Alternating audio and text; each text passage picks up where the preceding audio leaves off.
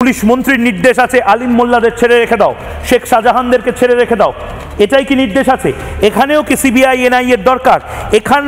এখানেই কি পুলিশ প্রোটেকশনটা পুরোপুরি ভবানী ভবন থেকে সরিয়ে দিল্লিতে বা রাজভবনে নিয়ে যাওয়ার দরকার? ব্রেকিং নিউজ এই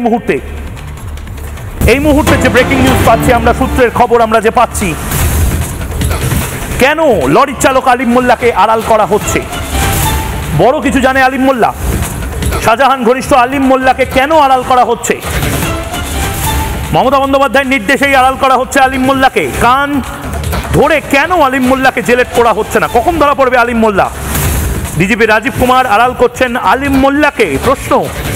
প্রশ্ন শাহজাহানের নির্দেশেই খুন, পুলিশ মন্ত্রী সবটা জানেন, পুলিশ মন্ত্রীর নির্দেশেই আলিম মোল্লাকে ছেড়ে রাখা হয়েছে। রাজীব কুমার আলিম মোল্লাকে গ্রেপ্তার করতে পারবেন না, ভয় পাচ্ছেন, রাজীব কুমার ভয় পাচ্ছেন।